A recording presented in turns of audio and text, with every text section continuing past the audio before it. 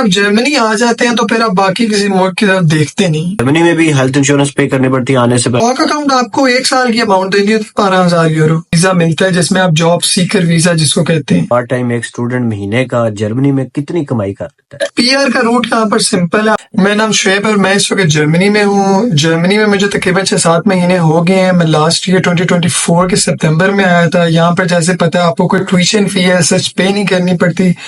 Education बिल्कुल free of cost है। Germany में एजुकेशन बिल्कुल फ्री है, मतलब कोई थोड़े से भी पैसे नहीं देने पड़ते।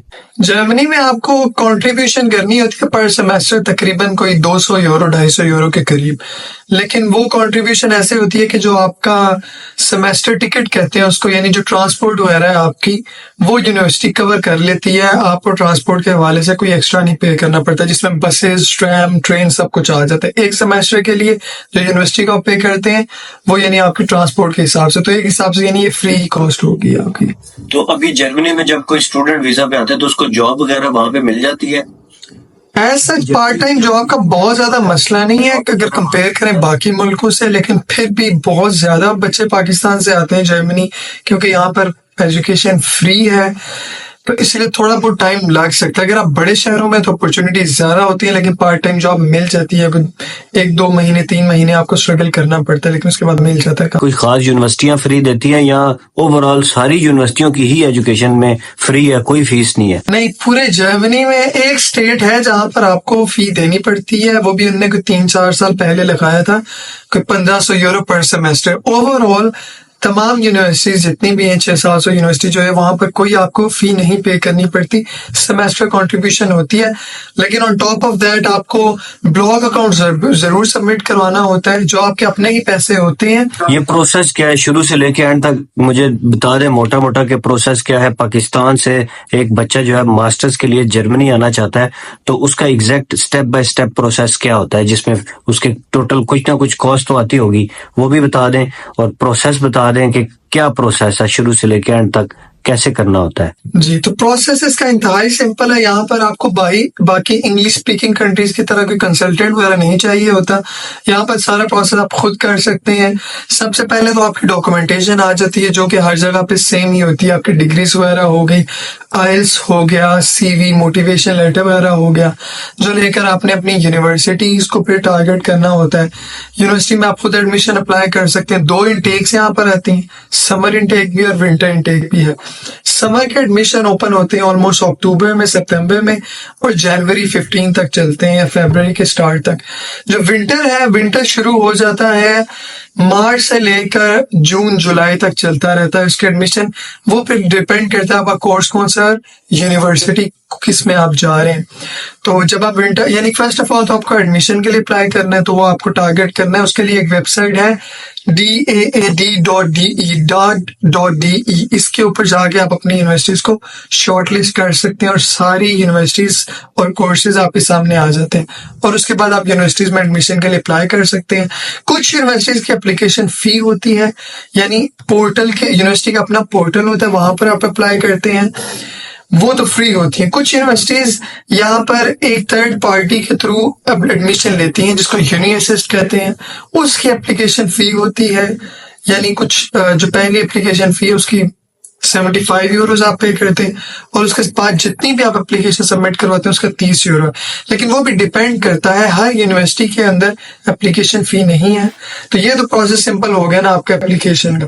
उसके बाद फिर आपका एडमिशन आता है, फिर जो वीजे का प्रोसेस होता है वो आप करते हैं। वीजा की कितनी कॉस्ट आती है जो एम्बेसी में आप जाके पे करते हैं? वीजा की कॉस्ट तो वही होती है जो आपने, यानी वीजा के लिए आपकी कितनी कॉस्ट है, तो उसके लिए आपको ब्लॉक अकाउंट एक बहुत बड़ी यहाँ पर जरूरी इंपॉर्टेंट चीज है कि उसके बगैर आपको वीजा नहीं मिलता।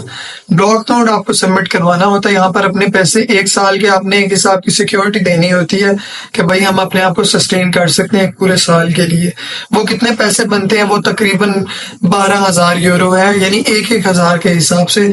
तो जब आप वो पैसे यहाँ पर भेज देते हैं, फिर वो डॉक्यूमेंट लेते हैं बैंक से, वो डॉक्यूमेंट फिर आपने सबमिट करवाना होता है एम्बेसी में अपने एडमिशन लेटर के साथ।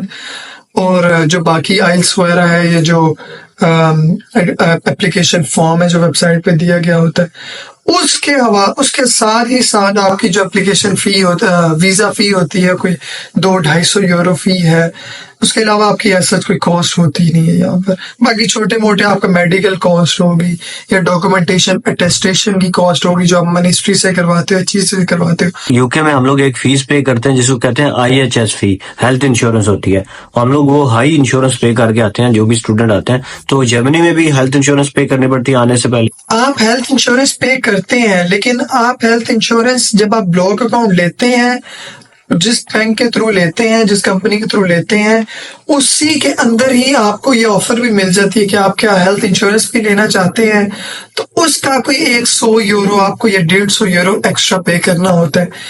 फिर जब यहाँ पर आ जाते हैं आपको, तब आपको फिर मंथली इंश्योरेंस डिपेंड करता है आप पब्लिक ले रहे हैं या प्राइवेट ले रहे हैं। मोस्टली पब्लिक ही लेते हैं स्टूडेंट्स, तो वो हर महीने का आपको तकरीबन 140 यूरो पे करना होता है, लेकिन वो जर्मनी आकर आपको देना होता है। फिर ये जो ब्लॉक अकाउंट के अंदर पैसे रखवाते हैं, ये आपको कितना अरसा रखवाने पड़ते हैं और ये कितनी टोटल अमाउंट होती है? ब्लॉक अकाउंट आपको 1 साल की अमाउंट देनी होती है 12,000 यूरो, जो कि आपको हर महीने पे गवर्नमेंट जो है या जो बैंक होता है वो आपको 1,000 यूरो 900 समथिंग करके वापस करता रहता है। मतलब ब्लॉक अकाउंट का मतलब ये नहीं है कि जैसे पाकिस्तान में हम लोग यूके के लिए अप्लाई करने के लिए हमें बैंक स्टेटमेंट चाहिए होती है। इसका मतलब यह है कि वो पैसे आपके बाउंड हुए पड़े रहेंगे और जब तक आप जर्मनी में आपका 1 साल पूरा नहीं होगा वो पैसे आपको हर महीने थोड़े थोड़े करके मिलते रहेंगे। न जी बिल्कुल, यहाँ पर आपको कोई बैंक स्टेटमेंट नहीं चाहिए, कोई आपको स्पॉन्सर की डिटेल्स नहीं चाहिए, यहाँ पर सिर्फ ब्लॉक अकाउंट चाहिए। कितने अमाउंट रखवानी पड़ती है स्टार्ट में ब्लॉक अकाउंट के अंदर? 12,000 यूरो यहाँ पे चाहिए होता है। स्टूडेंट को यूके के अंदर जो होते हैं उनको full time right to work नहीं होता, पार्ट टाइम अलाउ होता है। तो जर्मनी में क्या सिचुएशन होती है? उधर भी full time right to work part time में फर्क होता है या नहीं? जर्मनी में आपको तकरीबन पूरे यूरोप में ही आपको 20 घंटे अलाउड होते हैं यहाँ पर जॉब के। तो अब उसकी क्या होता है, 20 घंटे का हिसाब क्या होता है कि यहाँ पर आपको एक स्टूडेंट कॉन्ट्रैक्ट मिल जाता है जो 20 घंटे का होता है, जिसके ऊपर थोड़ा बहुत टैक्स भी आपको देना होता है। उसके साथ साथ जर्मनी ही ऐसा मुल्क है जो आपको एक ऑफर देता है मिनी कॉन्ट्रैक्ट की भी। उसमें आपके पास ऑप्शन होता है तकरीबन 1 महीने के 40 घंटे, तो यानी 20 घंटे एक हफ्ते के सेपरेट आप कर सकते हो और उसके ऑन टॉप ऑफ दैट 8 या 9 घंटे आप एक्स्ट्रा कर सकते हो, जिसको मिनी जॉब कहते हैं, जिसकी अमाउंट होती है 580 यूरो, जो कि उससे एक्सीड नहीं करनी चाहिए, अदरवाइज उस पर भी आपको टैक्स आएगा। सादे लफ्जों में बता दें कि कितनी तकरीबन कमाई हो जाती है जो पार्ट टाइम एक स्टूडेंट महीने का जर्मनी में कितनी कमाई कर लेता है? वो बिल्कुल सिंपल है, यहाँ पर वेज तकरीबन 13 यूरो चलती है, तो अगर आप 20 घंटे के हिसाब से करें तो 80 घंटे बन जाते हैं महीने के, तो 1200-1300 यूरो 20 घंटे के हिसाब से बन जाते हैं। अक्सर स्टूडेंट ऐसे हैं जो मिनी जॉब भी साथ कर रहे थे, जैसे मैं खुद भी मिनी जॉब भी कर रहा हूँ, मैं 2 जॉब्स करता हूँ, तो मेरे 20 आवर्स एक से हो जाते हैं और उसके ऊपर 7-8 घंटे जो है ना वो दूसरी से हो जाते हैं, तो कर आगे 1600-1700 यूरो बन जाते हैं। ये जो 1600-1700 आपने बताया, अब इसमें से एक्सपेंस कितना होता है बंदे का? होता एक्सपेंसेस तो फिर डिपेंड करते हैं आप किस सिटी में रह रहे हैं। अगर तो आप बड़े सिटीज में रह रहे हैं जैसे म्यूनिक है, बर्लिन है, हैम्बर्ग है, फ्रैंकफर्ट है, ये महंगे सिटीज हैं, यहाँ पर तो घर आपको अच्छा खासा महंगा मिलता है।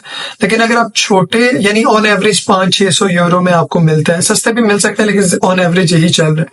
अगर आप छोटे शहरों में रहते हैं तो 250 यूरो में ही मिल जाता है, 300 ही मिल जाता है, लेकिन 600-700 यूरो में आप अपना खर्चा महीने का कर लेते हैं। कर करा के आप ये कह रहे हैं कि 1000 यूरो आपको फिर भी बच ही जाता है, जो कि पाकिस्तानी तकरीबन मेरे ख्याल से 3 लाख रुपया बनता है। बच जाता है, लेकिन उसमें फिर रियलिस्टिक अप्रोच होनी चाहिए कि आप कितना खा पी रहे हैं, रह कहाँ रहे हैं और क्या आप कितने घंटे काम कर रहे हैं, ये बहुत ज्यादा मैटर करता है। साल का यूके में तो 1 साल का मास्टर्स होता है, तो जर्मनी में कितने साल का मास्टर्स होता है? जर्मनी में आपको 1 साल का मास्टर नहीं मिलता, यहाँ पर तो 2 साल का मिलता है आपको। तो 2 साल का बच्चे 3 साल में भी ले जाते हैं, 4 साल में भी ले जाते हैं। मास्टर्स कंप्लीट करने के बाद स्टूडेंट की क्या सिचुएशन होती है? उसको सेटलमेंट सबसे जरूरी सवाल है कि पासपोर्ट या ILR या PR सेटलमेंट यूके में हासिल करना तो बहुत ही मुश्किल है, तो वहां पे क्या तरीकाकार होता है, किस तरह से मिलती है, क्या राउट होता है स्टूडेंट वीजा? वो सबसे देखिए, यहाँ पर तो पहले आपको 18 महीने का आपको वीजा मिलता है, जिसमें आप जॉब सीकर वीजा जिसको कहते हैं। जॉब सीकर वीजा में आपके पास 18 महीने होते हैं, उसमें आप जॉब अपनी ढूंढ सकते हैं, उसके साथ साथ आप काम भी कर सकते हैं। लेकिन यहाँ पर सर्वाइव या PR के लिए आपको प्रोफेशनल जॉब अपनी फील्ड में ही चाहिए होती है। फील्ड के अलावा आप किसी भी जगह से अपना कॉन्ट्रैक्ट लेके पीआर के लिए अप्लाई नहीं कर सकते। पीआर का रूट यहाँ पर सिंपल है, आपके पास प्रोफेशनल जॉब होनी चाहिए, उसके साथ ही साथ आपको लैंग्वेज यहाँ पे मस्ट आनी चाहिए। लैंग्वेज के बगैर तो यहाँ पे जॉब मिलती भी नहीं है, तो अगर आपके पास अच्छी लैंग्वेज है तो उसके बाद आप फिर अपना पीआर अप्लाई कर सकते। तो लोग जर्मनी में बिल्कुल नया स्टडी वीजा के लिए अप्लाई करता है, उसको कोई जर्मन लैंग्वेज की रिक्वायरमेंट भी है या आइल्स से भी काम चल जाता है? नहीं, कोर्सेज जब इंग्लिश में है तो फिर जर्मन लैंग्वेज तो नहीं चाहिए होती आपको। ओवरऑल जर्मनी वर्सेस यूके अगर किसी बंदे को चूज करना चाहिए तो व्हाट डू यू सजेस्ट कि जर्मन ठीक है कि यूके ठीक है? मैं उसका बहुत सिंपल बोलता हूँ कि अगर आप लैंग्वेज सीख सकते हो भाई तो आप जर्मनी आ जाओ। अगर आप कहते हो कि यार इंग्लिश ही बोलनी है तो फिर आप यूके चले जाओ। तो जर्मन एक बंदा चला जाता है तो उसको उसके लिए जॉब ऑप्शंस और कंट्रीज में भी खुल जाते हैं। लेट्स से आप मास्टर्स कंप्लीट कर लेते हैं जर्मनी से, फिर आप कहते हैं यार मैं अब यहाँ मुझे अगर जॉब नहीं मिल रही, पीआर नहीं मिल रही, तो यूरोप के बाकी कंट्रीज में फिर क्या सिचुएशन है? जॉब मिलने के क्या चांसेस हैं? और पीआर या वहाँ अलाउ है? मतलब जर्मन वाला बंदा जो है वो किसी और भी जगह पे जॉब कर सकता है या नहीं? मुझे लगता है अगर आप जर्मनी आ जाते हैं तो फिर आप बाकी किसी मुल्क की तरफ देखते नहीं, क्योंकि जर्मनी एक बहुत बड़ा मुल्क है, बहुत ज्यादा अपॉर्चुनिटीज है, जॉब मार्केट इनकी बहुत बड़ी है, और इनफैक्ट पूरे यूरोपियन खुद यहाँ पर आते हैं जॉब ढूंढने के लिए। तो ये बहुत ज्यादा लोग यहाँ पे मूव करते हैं, यहाँ से कहीं और मूव करना ये बहुत कम होता है। लेकिन आप कर सकते हैं, अगर आपको स्कैंडिनेविया से अगर ऑफर आ रही है, नॉर्वे से ऑफर आ रही है, फिनलैंड से ऑफर आ रही है, वहां पे जाके आप जॉब सीख कर उधर भी जा सकते हैं। लेकिन किस टाइप की डिग्री में आना चाहिए जिसकी ज्यादा डिमांड है जर्मनी में? डिमांड हर चीज की होती है। यहाँ पर आप उसी डिग्री में आ सकते हैं जिसमें आपका बैचलर्स हुआ हो, तो इन फ्यूचर भी आपको फिर वही डिग्री करनी पड़ती है। तो डिमांड तो ऑब्वियसली जो आपकी फील्ड है उसकी ही डिमांड होगी जिसमें आपकी एक्सपर्टीज है। वैसे तो आपको पता है कि आजकल हेल्थ केयर का बहुत ज्यादा है, इंजीनियरिंग का बहुत स्कोप है। आईटी वाले तो उनको तो मतलब हर जगह वो तो मतलब मास्टर्स लेवल पे आए तब भी उनको यहाँ पर जॉब मिल जाती है, पार्ट टाइम उनको उनकी फील्ड में मिल जाती है। आईटी का बहुत स्कोप है। किसी बंदे ने अगर यूके से मास्टर्स किया हुआ है आईटी में या जो फील्ड्स आप बता रहे हैं किसी अच्छी फील्ड में, तो उसके लिए कोई जॉब अपॉर्चुनिटी मिल सकती है जर्मनी में अगर यूके से बैठ के अप्लाई करे? बहुत ज्यादा, इनफैक्ट यूके से तो करना ही करना चाहिए। लोग पाकिस्तान से बैठ के भी यहाँ पर आईटी की फील्ड्स में आ जाते हैं, उनका एक्सपीरियंस होता है वो डायरेक्ट जॉब पे, क्योंकि आईटी और एआई इनकी डिमांड इस वक्त तो बहुत ज्यादा है और लैंग्वेज रिक्वायरमेंट भी इसमें ज्यादा नहीं है। बाकी सब फील्ड्स में आपको लैंग्वेज बहुत ज्यादा चाहिए होती है। बहुत सारे लोग हैं वो यहीं पे जो है ना आते हैं तो उनको जॉब नहीं मिलती, क्योंकि यूके की जो जॉब मार्केट है इस टाइम उसमें बहुत कंपटीशन हो गया है पिछले 3-4 सालों में। तो क्योंकि स्टूडेंट बहुत ज्यादा आए हैं, उन स्टूडेंट्स ने फिर आके पीएसडब्ल्यू पे डिग्रीज भी अच्छी हैं काफी लोगों के पास, लेकिन उन्हें जॉब नहीं मिलती। तो ये बेस्ट ऑप्शन है भाई। आप लोगों को मैं भी ऐड कर दूं कि जर्मनी में मैंने और भी काफी सारे लोगों से सुना है, और मेरे 1-2 दोस्त ऐसे भी हैं जो डायरेक्ट पाकिस्तान से उन्होंने जॉब अप्लाई की, उनके पास आईटी की डिग्री थी, एक्सपीरियंस था, और विद फैमिली वो लोग उधर मूव होते हैं। और उसके बाद जो पीआर वगैरह वाली ऑप्शन है वो भी जर्मनी में इजी है। अगर आपको डायरेक्टली मेरे ख्याल से ये वाली जॉब मिली हुई है डायरेक्ट, तो भाई फिर तो पीआर वाला आपका सीधा सीधा। कितना टाइम लगता है? मतलब लेट्स से कि मैं इस वाली जॉब पे जो आप कह रहे हैं स्पॉन्सर्ड जॉब पे मैं आ गया हूँ डायरेक्टली, तो कितने साल मुझे उस पे पूरे करने पड़ेंगे to apply for the PR? वो अगर आप ब्लू कार्ड पे आते हैं तो 3 साल के बाद आप अप्लाई कर सकते हैं। उसका मैम 24 महीना होता है ब्लू कार्ड का, और साथ A2 लेवल चाहिए होता है आपको, तो 24 महीने के बाद आप अप्लाई कर सकते हैं पीआर के लिए। जर्मनी स्टूडेंट वीजा पे आना क्या समझते हैं अभी तक वर्थ इट है कि नहीं है? बहुत वर्थ इट है। थोड़ा सा अपॉइंटमेंट का इशू है जर्मनी में, ये तो काफी अरसे से है, अपॉइंटमेंट्स नहीं मिलती साल 2-2 साल, क्योंकि हर बच्चा काफी लोग बच्चे अप्लाई कर रहे हैं अभी तो यहाँ पर। अब जर्मनी की अपॉइंटमेंट्स नहीं मिलती पाकिस्तान से, तो आपको कैसे अपॉइंटमेंट मिल गई? मैं जर्मनी आया पाकिस्तान से नहीं था, मैं बेल्जियम गया था पहले, मैं साल वहां पे रहा था, फिर मैं वहां से वीजा अप्लाई करके जर्मनी मूव हुआ। स्टूडेंट्स को सबसे ज्यादा पार्ट टाइम जॉब्स वहां पे कौन सी मिलती हैं? कॉमन जॉब्स तो यहाँ पे चूंकि लैंग्वेज का थोड़ा सा इश्यू होता है तो वेयर हाउसेज में करते हैं। यहाँ पर अमेजोन है, DHL वगैरह है, उनके वेयर हाउसेज होते हैं। रेस्टोरेंट्स में भी बहुत सारे बच्चे जॉब्स कर रहे होते हैं, मैकडोनल्ड्स, KFC, इनके जो लोकल रेस्टोरेंट्स हैं। डिलीवरी जॉब्स तो पाकिस्तानी तो बहुत करते हैं, मैं खुद डिलीवरी का करता हूँ जॉब, तो ये तो बहुत ज्यादा कॉमन जॉब्स होगी। उसके साथ साथ अगर आप चाहते हैं यूनिवर्सिटीज में भी आपको जॉब मिल सकती है, ही भी कहते हैं उसको, जो आपको मिनी जॉब ही देते हैं, यानी वो 20 आवर्स से 10 आवर्स होता है, लेकिन यूनिवर्सिटी में भी आपको एज ए रिसर्च असिस्टेंट भी जॉब मिल सकती है depending upon your field. Shoaib, ये बड़ी जबरदस्त आपने इन्फॉर्मेशन दी है, खास तौर पे जर्मनी में जो पाकिस्तान से लोग अप्लाई करना चाहते हैं या उन लोगों के लिए भी जो यूके में फंसे हुए हैं और समझ नहीं आ रही कि आप मोड़ कितने जाइए, क्या करिए, तो भाई आपके पास ये ऑप्शन भी है। शुएब ने बहुत जबरदस्त चीजें बताई हैं जर्मनी के बारे में भी और बाकी रेस्ट ऑफ द यूरोप के बारे में भी। Thank you very much Shoaib, connecting करने के लिए, थैंक्स। Thank you.